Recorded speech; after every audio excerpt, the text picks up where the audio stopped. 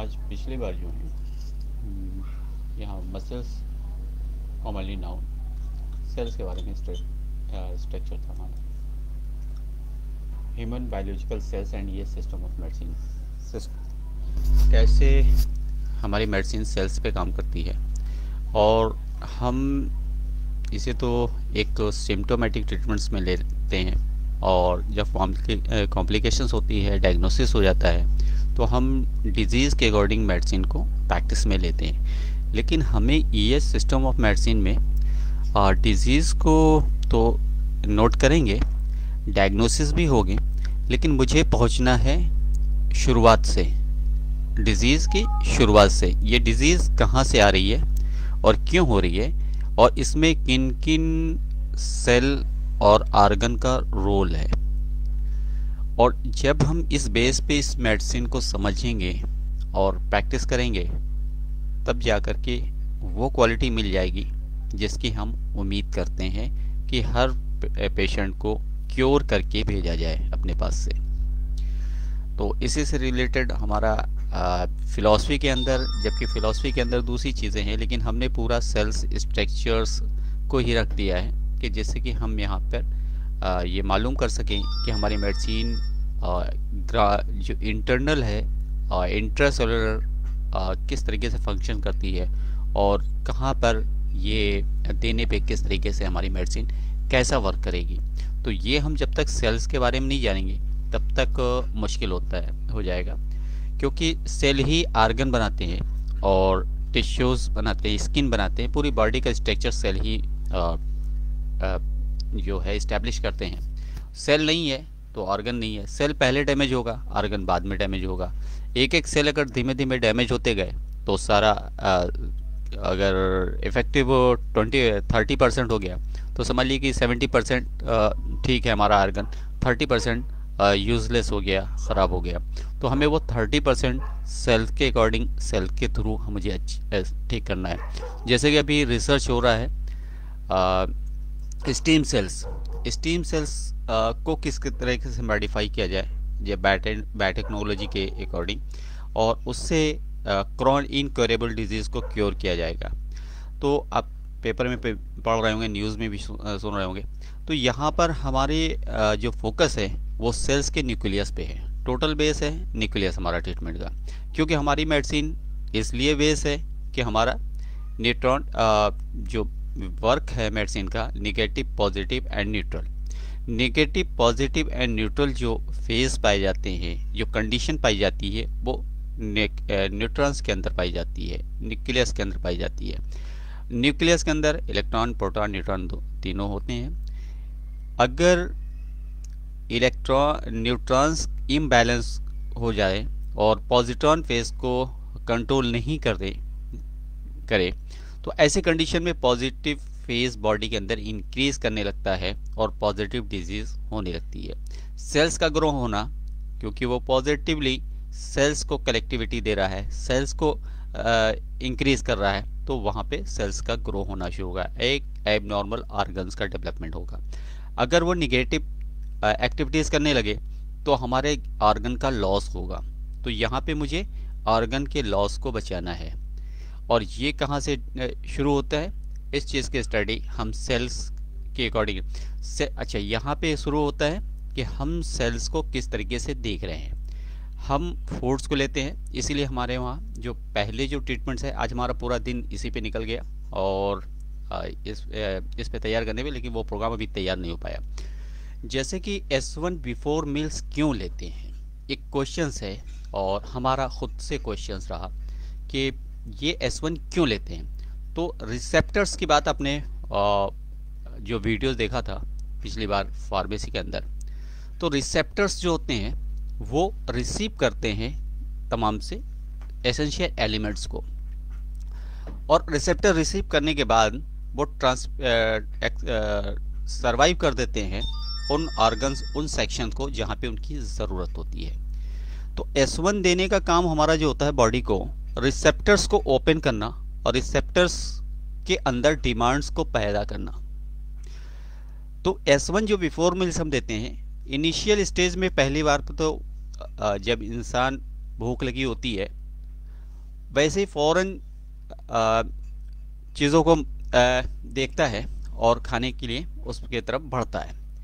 तो ऐसे कंडीशन में अगर टेस्ट नहीं मिले तो टेस्ट न मिलने की वजह से वो खाना छोड़ देता है या प्रॉपर नहीं खाता, भूख मर जाती है, जिसे लॉस ऑफ एपेटाइट कहते हैं। तो लॉस ऑफ एपेटाइट अगर बॉडी के अंदर डेवलप हो रहा है और हमें चीज़ें अच्छी नहीं लग रही हैं, उसे टेस्ट नहीं मिल रहा, उसकी स्मेल नहीं अच्छी है, तो हमें खाना कम कर देंगे, नहीं खाएंगे बल्कि थोड़ा खाएंगे।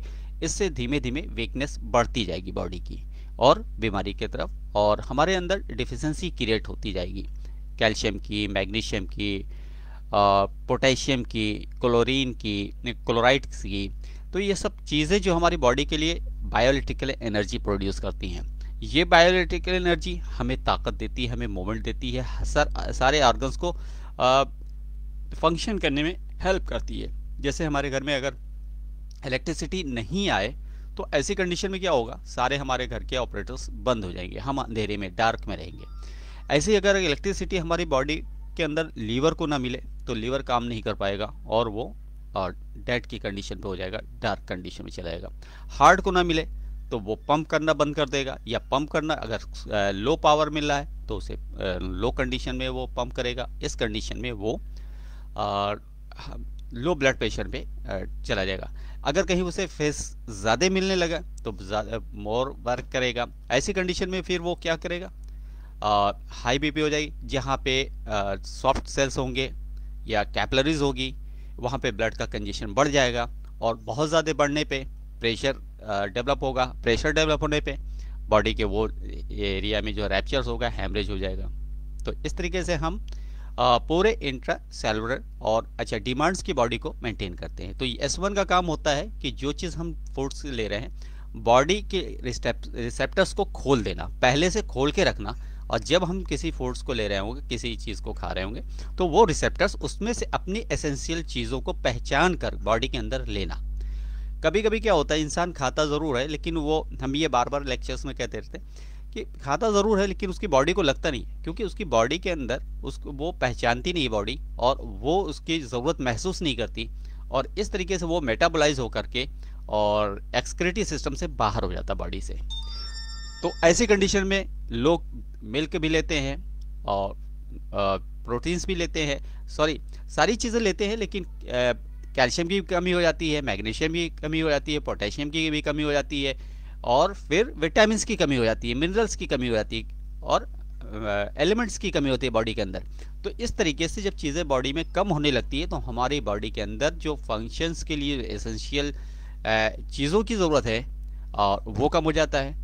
अगर बॉडी को प्रॉपर एनर्जी ना मिले तो एंजाइम का सिक्रेशंस भी बंद हो जाएगा, क्योंकि ऑर्गन्स काम करना बंद कर देंगे तो एंजाइम का प्रॉपर सिक्रेशंस नहीं होगा। जब सिक्रेशन नहीं होगा तो जो फूड्स लिया जाएगा उसका मेटाबॉलिज्म नहीं होगा, उसका डाइजेशन नहीं होगा।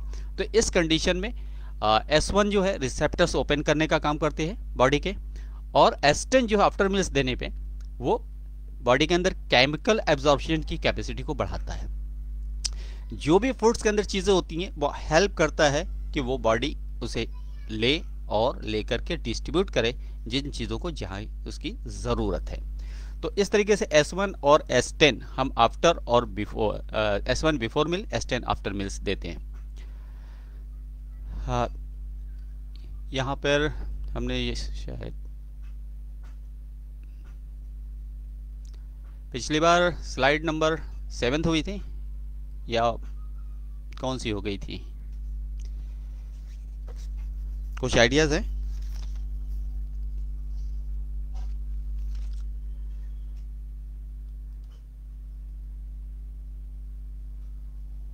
ये हो गई थी शायद,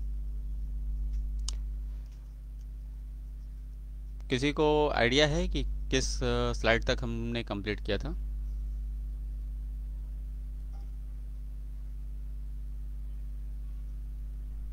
मुझे लगता है यहाँ तक से, यहाँ से ले लेते हैं। Types of cells, stem sales.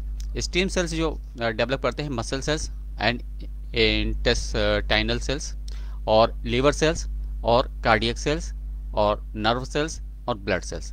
तो हम जब ट्रीटमेंट करते हैं तो स्टेम सेल्स को हम रिपेयर करते हैं, स्टेम सेल्स को हेल्प प्रोवाइड करते हैं, और जो बॉडी के अंदर एसेंशियल एलिमेंट्स की ज़रूरत होती है जो स्टीम सेल्स को प्रोड्यूस करें, वो यहाँ पर बॉडी के अंदर सप्लाई मिलती है मेडिसिन के अकॉर्डिंग, रिसेप्टर्स के अकॉर्डिंग।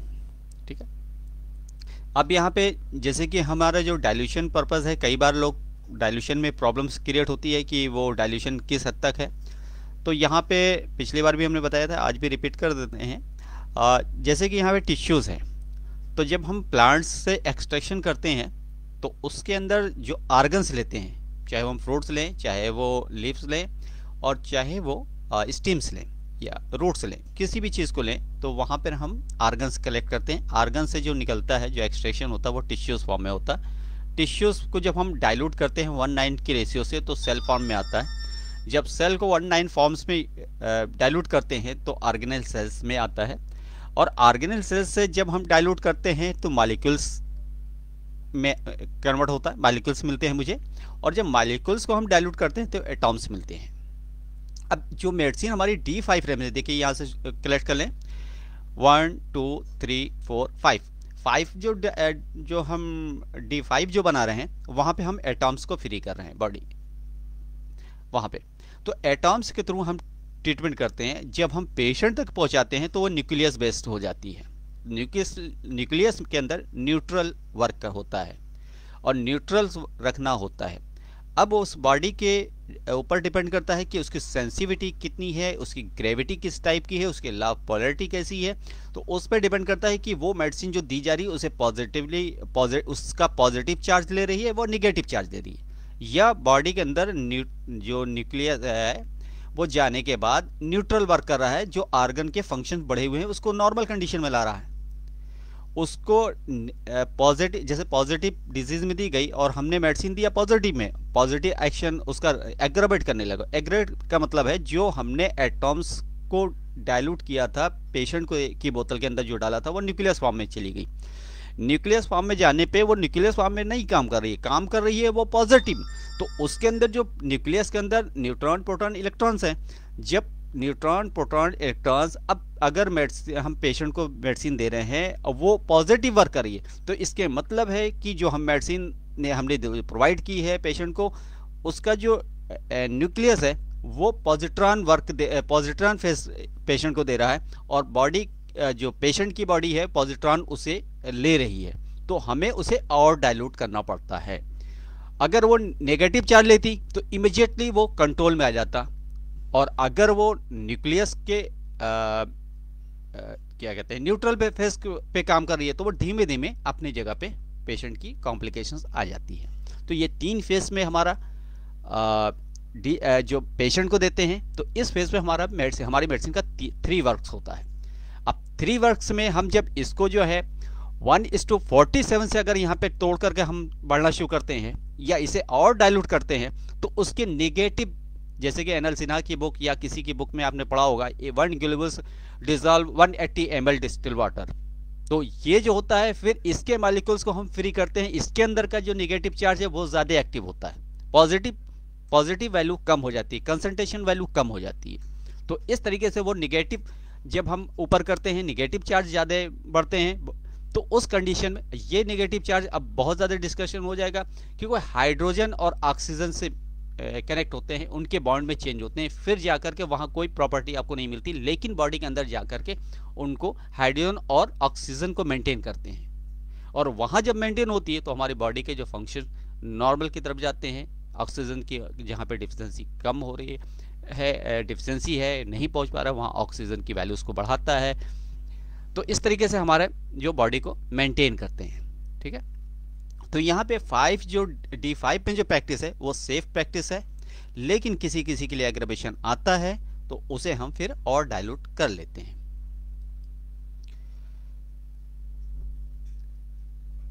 यहाँ पे जो है एक मिनट स्लाइड को बड़ी, यहाँ पे है इम्प्लीमेंटल स्ट्रेटजी ब्लड की है, PBMCS सेलुलर इसमें जो लिया गया है, फिर इसके जो रिएक्शन और डाइल्यूट किए गए हैं, फिर यहाँ पे स्लाइड्स के अंदर देखे जा सकते हैं। Organelle cells classifications, organelle cells किस कंडीशंस में डेवलप होते हैं बॉडी के अंदर। Cell type of reclassification based on ScRNA seq and functional studies.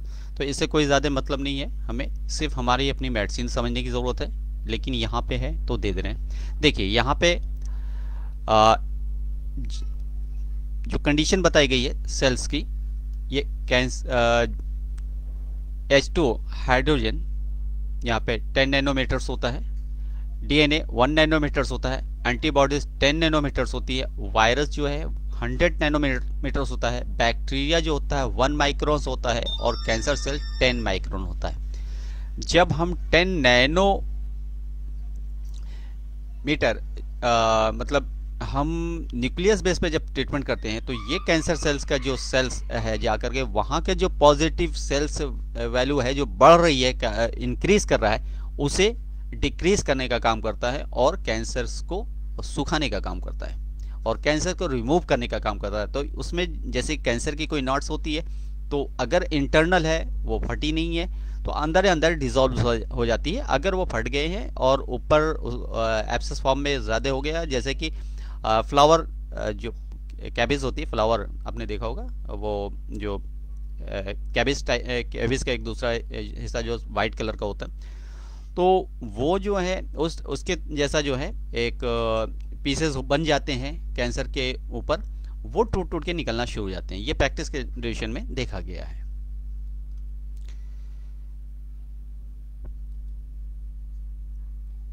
Small molecules atoms की पोजीशंस यहाँ पे स्टडीज कराई गई है। अब यहाँ बायोलॉजिकल स्केल्स और सम हॉलमार्क फिनोमेना, मॉलिक्यूल्स के कंडीशंस, सेल्स की कंडीशन, और signalling network, metabolic network and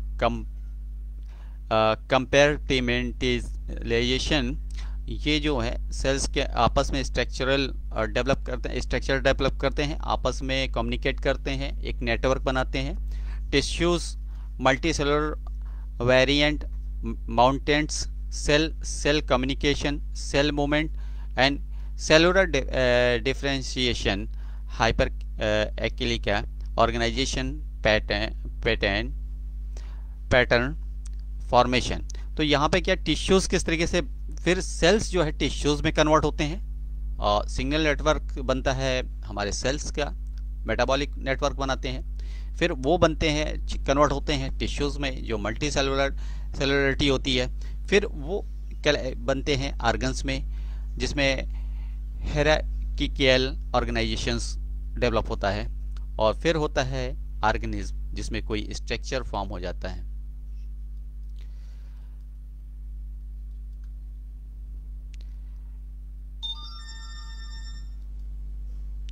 ये आपको पिक्चर्स बार बार दिखाई जा रही है क्योंकि इसी को समझना है फिलॉसफी के अंदर कि मुझे किस तरीके से हमारा ट्रीटमेंट शुरू होता है, किस तरीके से हमारी शुरुआत होती है, दुनिया में कैसे बनते हैं। तो एटॉम से हर चीज़ मुमकिन है, एटॉम्स नहीं है किसी चीज़ का तो मुमकिन नहीं है। Stem cells, erythrocyte, haematosis, myogenesis, neural, signalling structural.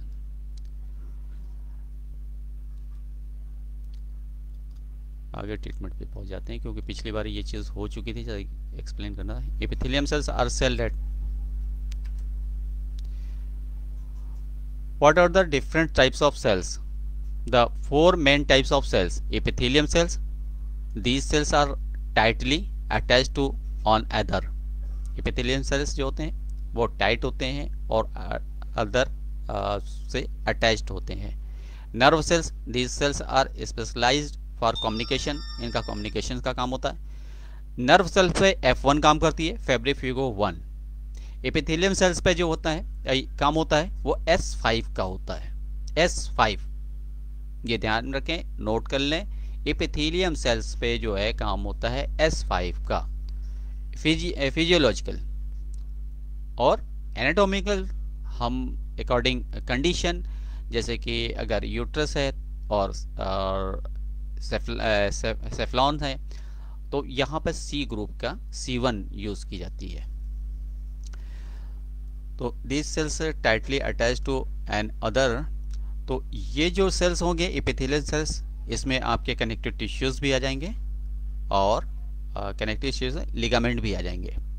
और अगर बॉडी के अंदर लिगामेंट या कनेक्टिव टिश्यूज डैमेज होते हैं तो हम S5 से उसका ट्रीटमेंट कर सकते हैं, करते भी हैं, और दूसरा कोई रास्ता नहीं है उसके टिश्यूज रेमेडीज के साथ मिला करके। जैसे कि अगर एपिथेलियम सेल्स अगर सॉरी यहाँ पे कनेक्टिव टिश्यूज में जैसे कि टेंडन्स डैमेज हो रहे हैं, टेंडन्स डैमेज हुए हैं, डैमेज की कंडीशन में हम C5 यूज़ करते हैं।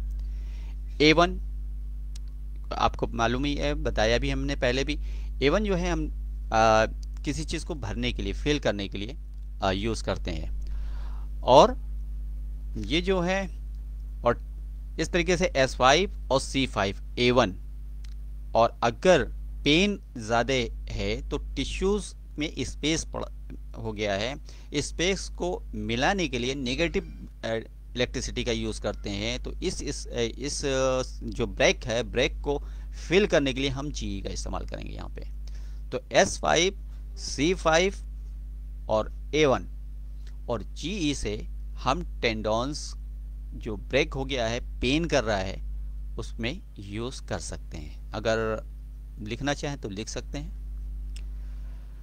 नर्व सेल्स जैसे कि सेंसिटिविटी कहीं की लॉस हो गई है, तो सेंसिटिविटी लॉस होने की कंडीशन में हम फेब्रिफिको को लेंगे और उसके साथ हमने RE को ऐड करेंगे और S5 को लेंगे।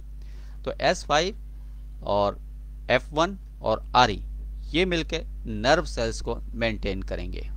नर्व सेल्स और सेल की बात आ गई तो जिस लोकेशन का सेल होगा उस, जैसे मोटर वेटिव नर्व्स है, मोटर वेटिव नर्व्स में तो सिर्फ S5 और F1 और A1 RE कंप्लीट होगी। और कंडीशन क्या है उस पर डिपेंड करेगा, क्योंकि कंजेशन है तो कंजेशंस के लिए हम फिर C5 यूज़ करेंगे। और अगर जॉइंट्स में मूवमेंट में प्रॉब्लम है तो जॉइंट्स की मेडिसिन C3 है, उसका इस्तेमाल करेंगे। ठीक है। मसल सेल्स में S5 क्लियर वे में आ गया। सर जी और एक बार बताइए, इधर पानी बरसात हो रही है, कान नहीं सुनाई नहीं दे रही है। अच्छा, तो कहाँ से? अच्छा, कहाँ से रिपीट कर दें? अभी मेंटेनेंस नर्व्स ना S5 F1 RE बोले थे ना? जी हाँ, जी हाँ, वो मेंटेन नर्व्स को मेंटेन करता है, नर्व्स को। और उसके बाद में बोले थे ना वो मोटर सेल्स का, motor nerves sorry, motor nerves S5 है, F1 है और A1 RE। मोटर नर्व्स कभी मोटर नर्व्स में डैमेज आए तो S5 F1 A1 RE। और अच्छा, उसके साथ अगर सेल्स डैमेज हो रहे हैं, जो स्ट्रक्चरल फॉर्म में अगर डैमेज हो रहे हैं, तो वहाँ पे फिर हम C ग्रुप की कोई मेडिसिन को ऐड करते हैं। अच्छा। अब अगर जॉइंट्स में कोई प्रॉब्लम आ रही है तो C3 यूज़ करेंगे। अगर डैमेज कंडीशन ऐसी है कि क्रॉनिक है तो वो ऑर्गन्स आप पेशेंट का थिक होगा और वहाँ पे सर्कुलेशन ब्लड का कम होगा, तो वहाँ पे C5 हम यूज़ करेंगे। C जो है न्यू सेल जनरेट करेगा, ओल्ड सेल्स को वहाँ से डिस्ट्रॉय करेगा और जो डेड सेल हैं उनको रिपेयर करेगा, तो C5 का इस्तेमाल करेंगे। ठीक है सर जी, एक मिनट है सर जी।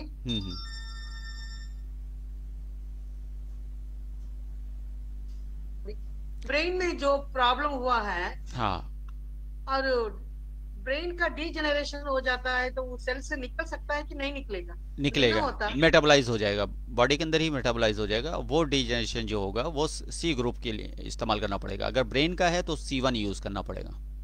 C1 ब्रेन के लिए C1 आएगा, जो सेफ्लॉन के लिए होता है सेफ्लॉन। तो जो ब्रेन का जो कंडीशंस होती है, बहुत सॉफ्ट सेल्स होते हैं उसके अंदर, और उसके लिए बहुत सॉफ्ट जगह पे जो यूज़ किया जाता है वो C ग्रुप के C1 को यूज़ किया जाता है।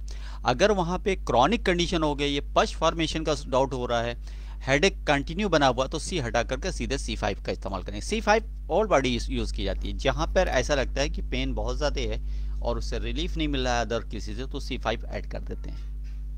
ठीक, ओके, थैंक यू सर। और मसल सेल्स में S5 और C5 सीधे आ जाते हैं, इन्वॉल्व हो जाते हैं। और जैसे कि मसल सेल्स के अंदर मसल्स के अंदर कंजेशंस हो रहा है, तो यहाँ पर S5 और C3 का यूज़ कर लेंगे। मसल्स पे C3 का ज़्यादा इफेक्ट है और S5 के साथ मसल्स के अंदर C3 का रोल बेहतर होता है। तो दिस मसल सेल्स के लिए this is specialised for contractions, सिकुड़ना, और कनेक्टिव टिश्यू सेल्स। अब ये कनेक्टिव टिश्यूज, अब ये इसीलिए लिगामेंट्स पे, जॉइंट्स पे हमने C3 बताया था, तो यहाँ पे C3 के साथ और कॉन्ट्रैक्शन। देखिए बॉडी के अंदर S3 और C3 नेगेटिव चार्जेबल मेडिसिन है। ये किसी चीज़ को, जैसे कि बॉडी के अंदर से कहीं पे सिक्रेशन ज़्यादा हो रहा हो, फ्लूइड का सिक्रेशन हो रहा है, खास करके लिकोरिया या डायरिया, तो यहाँ पर अगर हम S3 और C3 का यूज़ करते हैं तो इमिजिएटली जैसे कोई किसी ने लॉक कर दिया है, ऐसे मुझे रिजल्ट मिलता है। लूज मोशन अगर किसी मेडिसिन से अगर कंट्रोल नहीं हो रहा है तो हम S3 और F1 और C10 अगर देते हैं तो इमिजिएटली जैसे लॉक कर देते हैं, लॉक हो जाता है। ओके, तो अब आगे बढ़ते हैं। तो यहाँ पे कनेक्टिव टिश्यूज इस तरीके से काम करते हैं और इन पेवेट्सिन epithelium cells are cells that come from surface of your body. Epithelium cells body के ऊपर होते हैं, जैसे कि ये हमारी स्किन है, एपिथेलियम सेल्स में आएंगे, सच एज योर स्किन हो गया। ब्लड वेसल्स भी इसी की होती हैं, एपिथेलियम सेल्स की बनती हैं। यूरिनरी ट्रैक्ट, अब देखिए अगर मुझे नहीं पता होगा ब्लड वेसल्स किस चीज़ से बनी है और ब्लड वेसल्स ही डैमेज हो गई तो हम क्या करेंगे? नहीं कुछ कर सकते।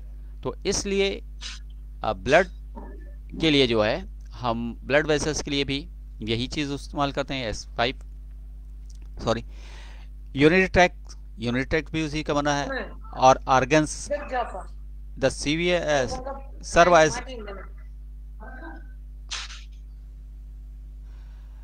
the serve as barrier between the inside and outside of your body and protect if from viruses।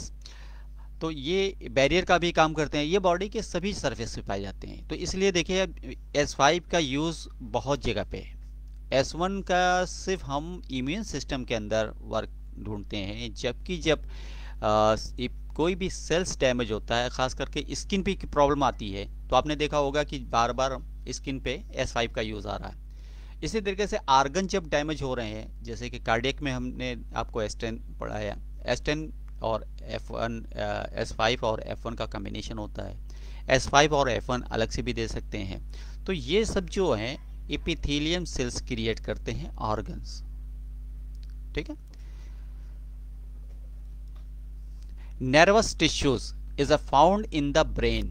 Nervous tissues जो है फाउंड पाए जाते हैं ब्रेन के अंदर, स्पाइनल कॉर्ड और स्पाइनल कॉर्ड के अंदर, एंड नर्व्स में जैसे मोटरवेटिव नर्व्स और सेंसरी नर्व्स, ये नर्व टिश्यूज वहाँ पाए जाते हैं। ये फील कराते हैं, यही बॉडी के अंदर बायोइलेक्ट्रिकल एनर्जी सिग्नल्स प्रोड्यूस कराते हैं। The cells in nervous tissues that generate and conduct impulse are called neurons, इसे न्यूरॉन्स कहते हैं। और nerve cells, these cells have three principal parts: the dendrites, the cell body and an axon।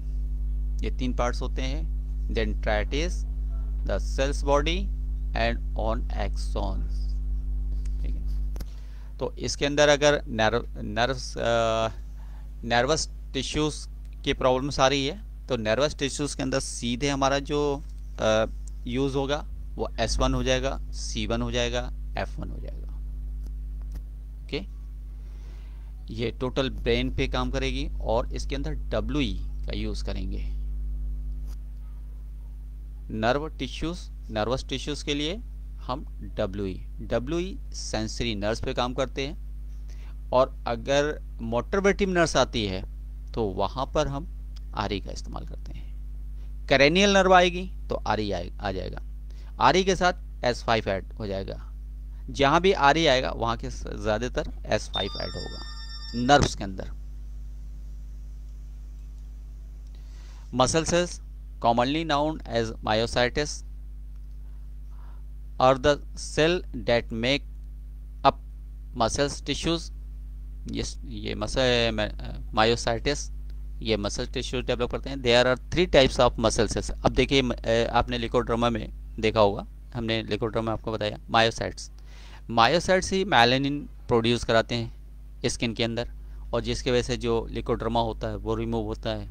तो अगर ये damage हो रहे हैं तो जाहिर सी बात है जो मसल्स टिश्यूज़ है वो भी नुकसान में है, वहाँ नुकसान हो रहा है।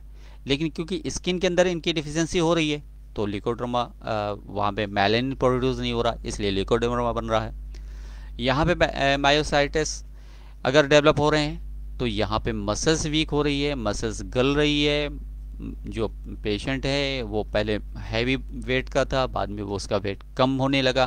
तो हम जो है जब वेट कम हो रहा, अच्छा इसी चीज़ को हम मेंटेन करते हैं तो यही हमारे वेट्स को भी कम करता है, वेट्स को भी कम करता है, फैट्स को भी रिमूव करता है। तो इसके लिए मुझे S5 खाली पेट मॉर्निंग में लेना होता है गर्म पानी के साथ। तो ये जो है मायोसाइट्स जो एक्स्ट्रा वजन बॉडी के अंदर बढ़ रहा होता है, जो एक्स्ट्रा फैट हो रही है वो रिमूव कर देता है। ठीक है। Are the cell that make up muscles tissues, there are 3 types of muscles in the human body, cardiac, skeletal and smooth. अब ये 3 जो है मसल्स बॉडी के अंदर है, 3 टाइप्स हैं, कार्डियक, स्केलेटल एंड स्मूथ।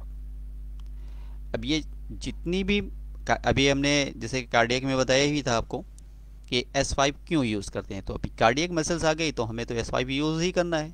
कहीं भी मसल्स का स्केलेटन है तो भी यहाँ पे हम यूज़ करेंगे S5। एंड स्मूथ, यहाँ पे भी हम स्मूथ मसल्स जो सॉफ्ट है, हम जिसे टच करते हैं अच्छा लगता है, जैसे चेक वगैरह हैं बच्चों के हैं, या आर्म्स हैं नरम नरम होते हैं, सॉफ्ट सॉफ्ट होते हैं, तो ये स्मूथ मसल्स जो सॉफ्ट होती हैं।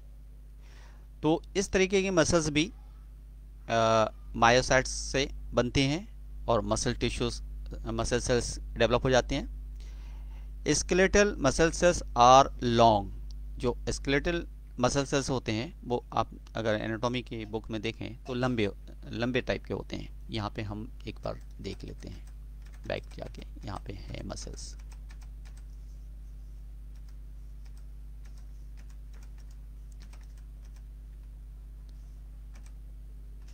ये देखिए मसल सेल्स इस तरीके से लॉन्ग्स होते हैं, कार्डियक सेल्स इस तरीके से होते हैं, ये भी मसल्स हैं लेकिन इनकी बना स्ट्रक्चर दूसरे तरीके से। इंटेस्टाइन है ये अलग तरीके का। इंटेस्टाइन की भी प्रॉब्लम्स अगर होती है तो S5 F1 S10 ग्रुप में आ गया तो वो भी वहाँ से मेंटेन होता है उसके रिपेयरिंग का।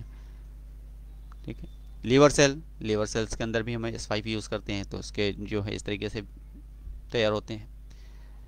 ब्लड सेल्स में हम A1 यूज़ करते हैं और S10 ही आता है, इन्वॉल्व होता है ब्लड सेल्स के अंदर भी।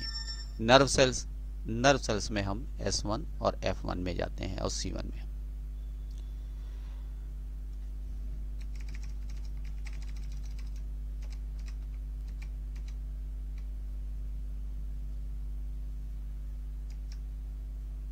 ठीक है। Muscles are long cylindrical, multi nucleated and striated, सीधे और मल्टी न्यूक्लिएटेड होते हैं। Where are connective tissues cells found, connective tissues cells कहाँ पाए जाते हैं? Connective tissues is a found in between other tissues, जो एक दूसरे को मिला के रखते हैं, जोड़ के रखते हैं, तो वो अदर टिश्यूज के साथ कनेक्ट होते हैं, उनके बीच में पाए जाते हैं। एवरीवेयर इन द बॉडी के सभी तरफ पाए जाते हैं, हर तरफ पाए जाते हैं, इंक्लूडिंग द नर्वस सिस्टम के साथ मिला करके। In the central nervous system, in the central nervous system वहाँ पे भी द 3 आउटर मेम्ब्रेन्स, द मेनिंजियस, यहाँ पे भी होते हैं 3 आउटर मेम्ब्रेन जो है, जैसे मेनिंजियस कहते हैं, मेनिंजियस, जब हेमरेज होता है तो मेनिंजियस के अंदर जो है ब्लड क्लॉट कर जाता है, ये भी एक कॉज बनता है। कभी इंसेफ्लाइटिस का भी कॉज, इंसेफ्लाइटिस में यही होता है, मेनिंजाइटिस में भी होता है। मेनिंजाइटिस का मीन्स होता है मेनिंजियस के अंदर इन्फ्लामेशन आ जाना, और इंसेफ्लाइटिस के अंदर भी इसी टाइप के होते हैं, इन्फ्लामेशन हो जाता है इंसेफ्लॉन्स के अंदर। और मेनिंजियस मेनिंजुमा भी होता है, इन्फ्लामेशन आ जाता है, और बल्कि एक तरीके का ट्यूमर होता है meningioma. That envelop the brain and spinal cord are composed of connective tissues. Connective tissues S1, C1, L1, A1, WE, ये कनेक्टिव टिश्यूज पे काम करते हैं, एक दूसरे को कनेक्ट करने के, और ये बहुत सॉफ्ट होते हैं। कभी भी आप किसी अगर फिश की पीस को लें तो उसमें कनेक्ट आप देखेंगे, ये जब हाथ से उसे उसके पीस को उठाकर थोड़ा सा खींचेंगे तो वो अलग होना शुरू हो जाएंगे। तो वहाँ पे सॉफ्ट बहुत ज़्यादा होते हैं, वो आपस में सिर्फ ज्वाइंट रहते हैं। और अगर आप किसी मटन वगैरह को उठा के देखें तो वहाँ उसके बीच में एक लेयर आती है, वाइट लेयर होती है, जो एक दूसरे के बीच में स्टिक का काम करती है, मिलाने का काम करती है। The common cells types in connective tissues include fibroblast, mast cells, plasma. Plasma के अंदर भी आपने देखा होगा, जब कहीं पे कट पीट जाता है तो बाहर निकलता है जो फ्लूइड्स, और फिर उसके बाद एक लेयर छा जाती है और उस जख्म को, उस ब्लीडिंग होने को रोक देता है। तो वो भी कनेक्टिव टिश्यूज़ में आता है, एक दूसरे से कनेक्ट होकर के उस एक लेयर को डेवलप करते हैं और उस जगह को फिलअप कर देते हैं। मैक्रोफेजेस, एडियोसाइट्स एंड लिकोसाइट्स, स्लाइड 72 टेंडोन्स और fibroblast are the most common cells type of connective tissues. They produce both fibers and amorphous ground substances. What are three major connective tissues cell types? There are three types of connective tissues fibers. Fibers are collagen fiber, most are type collagens, most abundant protein in the body, proteins के जरिए बनते हैं। Elastic fibre contains elastin and fibrillin, fibrillin इसके contents होते हैं। Reticular fibres contain types of collagens, ये तीन इनके एलिमेंट्स हैं जिससे ये बनते हैं, ये इस टाइप के कनेक्टेड टिश्यूज बनते हैं। अब हमारी मेडिसिन क्या करती है, ये जो इनकी डिफिशियंसी क्रिएट होती है, इन डिफिशियंसी को रिमूव करती है, इनकी प्रॉब्लम्स को दूर करती है और उन्हें प्रोड्यूस करने में हेल्प करती है। जिस सेक्शन से ये, अब अगर हम इस पे आ जाते हैं, सेल्स किस तरीके से बनते हैं, किस तरह से मिलते हैं, तो क्लास बहुत लंबा चौड़ा हो जाएगा, ये एक रिसर्च का टॉपिक हो जाएगा। तो हमें तो सिर्फ प्रैक्टिस के अकॉर्डिंग ही समझना है कि किस तरीके से ये अटैच होते हैं। तो यहाँ पे हम मेडिसिन को भी चूज इसी तरीके से करेंगे। What is connective tissues and its functions? Connective tissue is the most abundant and widely distributed of the primary tissues. Major functions of connective tissues include binding and supporting. Connective tissue binding करते हैं, बांध के रखते हैं, और support करते हैं। Protecting, protect भी करते हैं।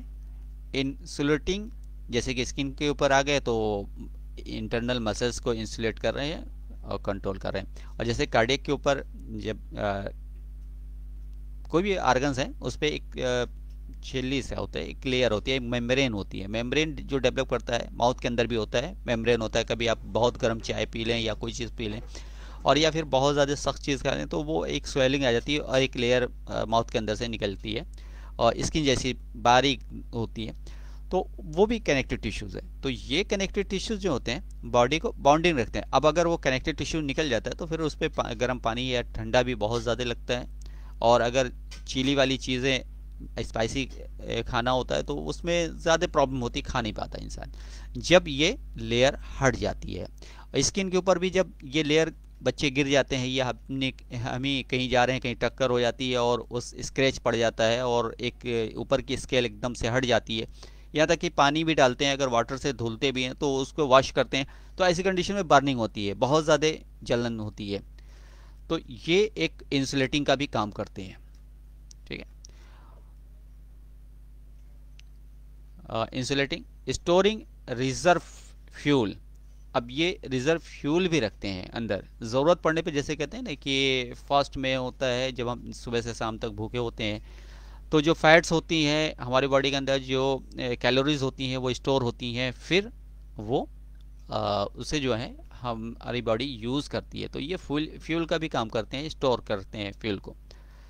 And 5, transporting substance with the body. Connective tissues can be various levels of vascularity. In connective tissues made of cell, connective tissues is made up of cells and extracellular matrix. ये sales का जो extra cellular बाहर की हिस्सा जो है उसके matrix, उसकी दीवार को तैयार करते हैं। The extra cellular matrix is made up fibres, fibre मतलब रिश्तेदार होते हैं, इन ए प्रोटीन, और प्रोटीन के होते हैं से मिक्स होते हैं, एंड पॉलीसेक्राइड मैट्रिक्स, और पॉलीसेक्राइड मैट्रिक्स बनते हैं, secreted and organise by cell in the extra cellular matrix.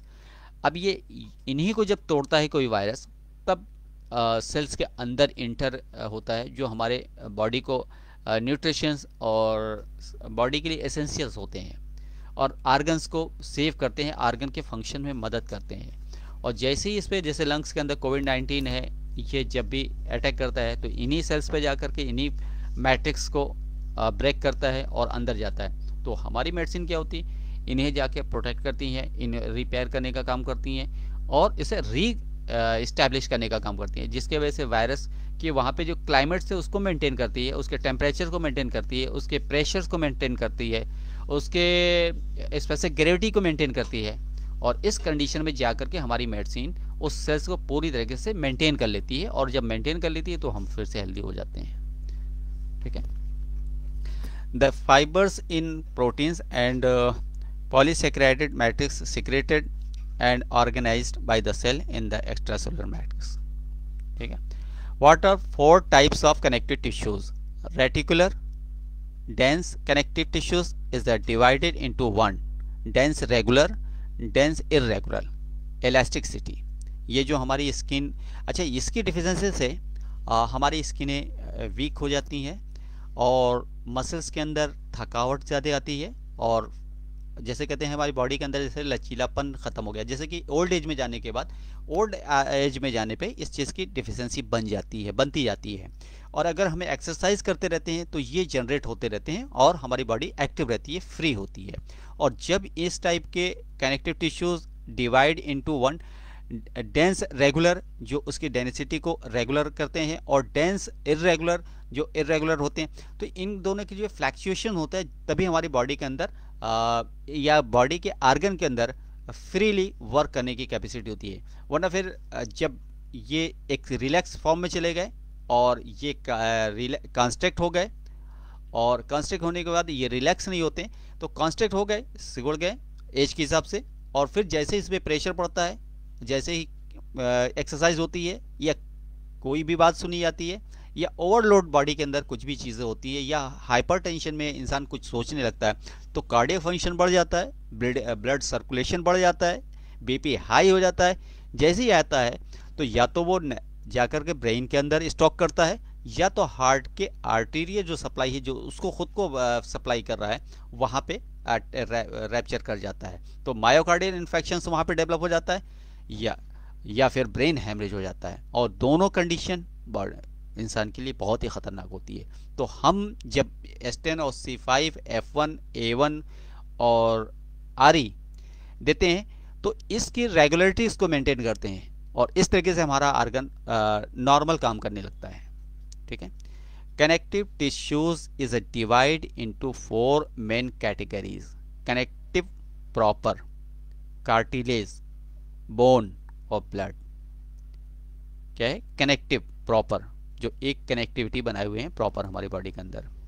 ठीक है, और कार्टिलेज जो सॉफ्ट बोन है हमारी बॉडी के अंदर, फिर बोन जो हार्ड है, ब्लड जो सर्वाइव हो रहा है, ट्रांसपोर्ट हो रहा है, ऑक्सीजन का ट्रांसपोर्टेशन करता है, और इसके बाद एसेंशियल्स फ्लूइड्स का भी लेकर जाता है, सेल्स तक न्यूट्रिशन पहुंचाता है, ऑक्सीजन पहुंचाता है, और फिर नेक्स्ट जो उसका रोल होता है एक्सक्रीट कराता है कार्बन डाइऑक्साइड को, और फिर वो लंग्स के जरिए बाहर निकालने का काम करता है। ब्लड ही जाकर लंग्स के अंदर इसे कार्बन डाइऑक्साइड को छोड़ता है, वहाँ से ऑक्सीजन लेता है, फिर बॉडी की तरफ मूव कर जाता है।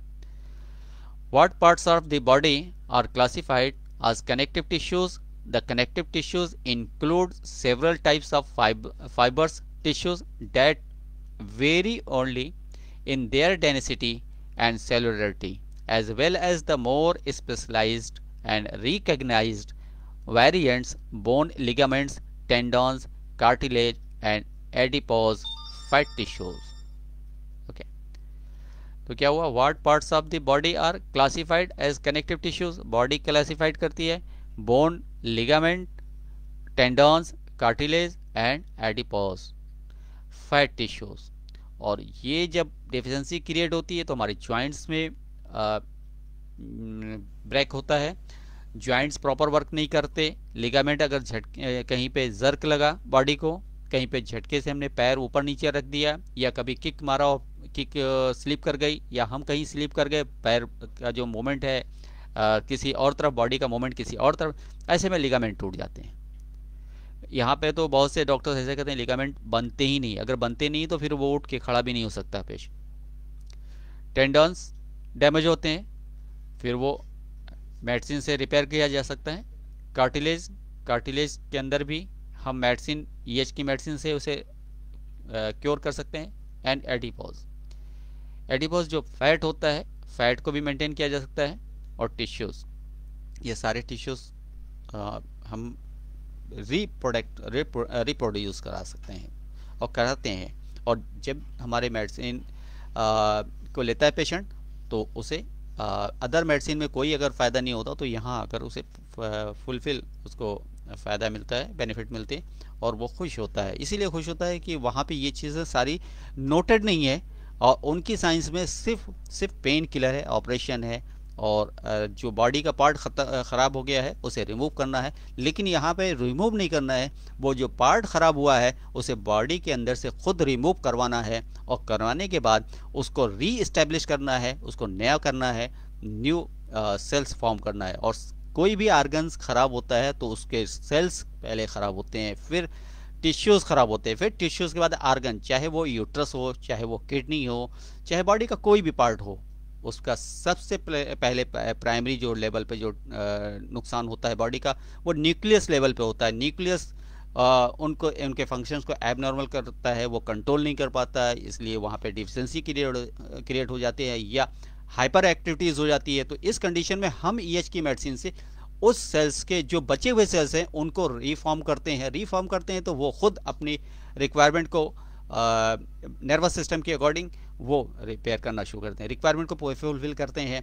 और ब्लड उनके ट्रांसपोर्टेशन जो ब्लड का होता है उसे एसेंशियल एलिमेंट्स मिलने लगते हैं, मिनरल्स मिलते हैं, और उनके न्यूट्रिशंस मिलने लगते हैं, ऑक्सीजन मिलने लगते हैं, इसलिए वो रिपेयर हो जाते हैं, फिर से वो नए तैयार हो जाते हैं। तो इसलिए लंग्स भी अगर किसी का ख़राब हो गया हो तो वो लंग्स के जो सेल्स हैं वो रीस्टैब्लिश हो जाते हैं, रीफॉर्म हो जाते हैं।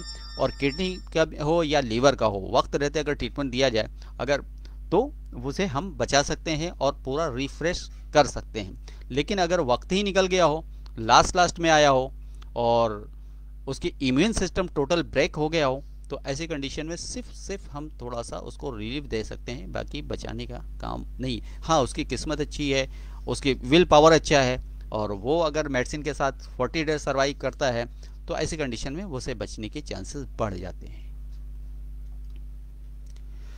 What are the 7 types of connective tissues? 7 types of connective tissues. Cartilage is the types of supporting connective tissues.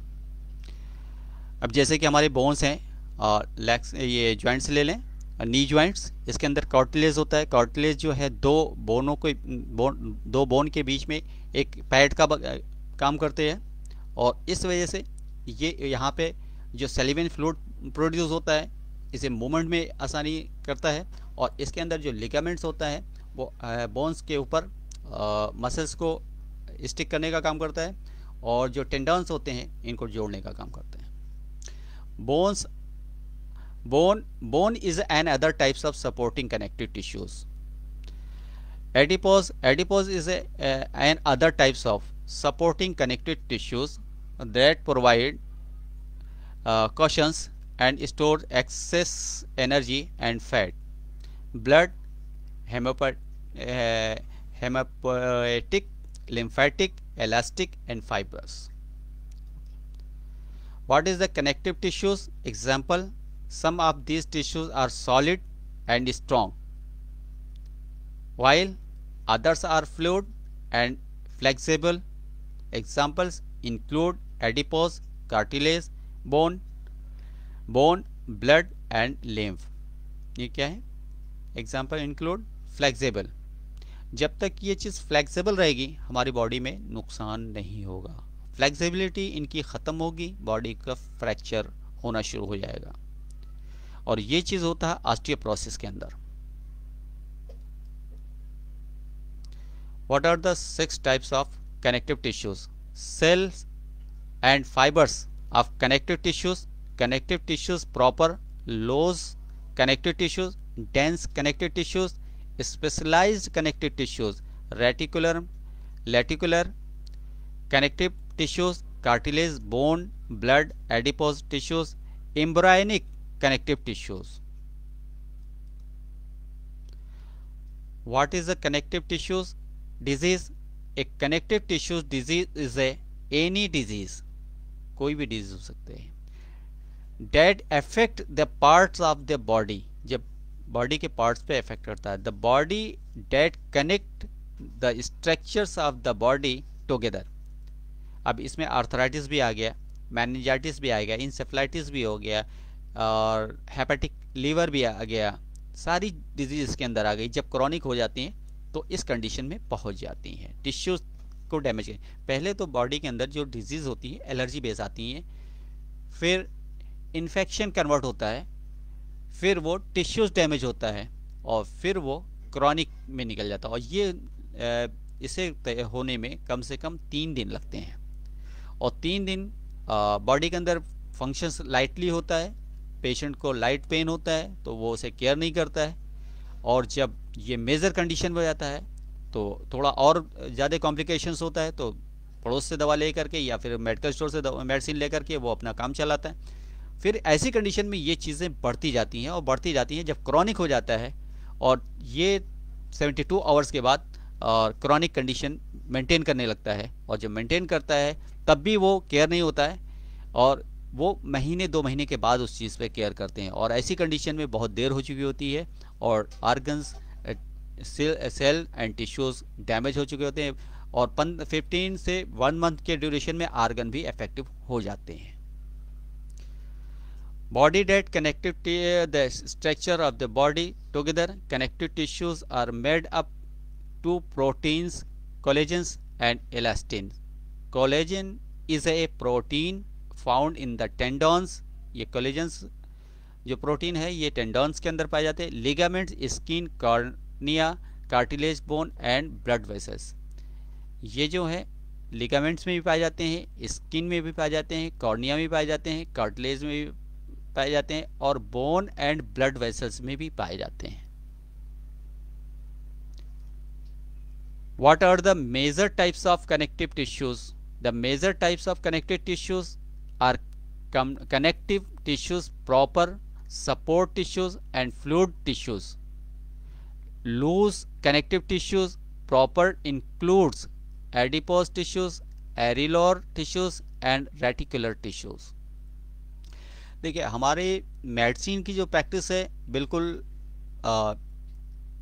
Nuclear base पे है, न्यूक्लियर एकदम माइनर कंडीशन में है, और अंदर जा करके ट्रीटमेंट करना होता है। और इस तरीके से हम अगर एक बार सक्सेस हो गए और इस चीज़ को समझ लिया और प्रैक्टिस इसी के अकॉर्डिंग करने लगे, तो समझ लीजिए कि हम एक जो हमारी जो समाज है उसको अच्छा ट्रीटमेंट दे सकेंगे, और ऐसी कंडीशन में हम एक स्पेशलिस्ट के शक्ल में हम उभर के सामने आएंगे। तो कोशिश करें इस तरीके से बेहतर ट्रीटमेंट देने के लिए। और शायद अभी बहुत सा बाकी है, इसके बाद ट्रीटमेंट शुरू हो रहा था और 10 बज गए हैं। क्या थोड़ा सा और ले लें या फिर नेक्स्ट टर्न के लिए? 34 स्लाइड्स हो चुकी है इस वक्त। Hello hello. बस है सर जी, जी बस है, अभी 10:15 हो गया। हाँ, तो 10:15 हो गया, तो इसीलिए हम कह रहे हैं कि अब यहाँ से रोक देते हैं। ये आप नोट कर लेंगे, जो अभी स्लाइड है आज की, इसे जैसे नोट कर लेंगे, क्योंकि हमारे पास नोट होता है उस पर दिखता जाता है, तो इसलिए मुझे फिर दिखता नहीं है। तो आप जो नोट्स बुक बनाए हुए हैं उस पर आप नोट कर लें। 40 हाँ 34 स्लाइड्स हुई है आज कंप्लीट। नहीं 34 तो नहीं, अभी इस मसल्स कनेक्टिव टिश्यूज ये बाकी रह गया है। हाँ यहाँ तक हो गया है, 33 हो चुका है। तो फिर नेक्स्ट सेशन में हम इस चीज़ को ले लेंगे।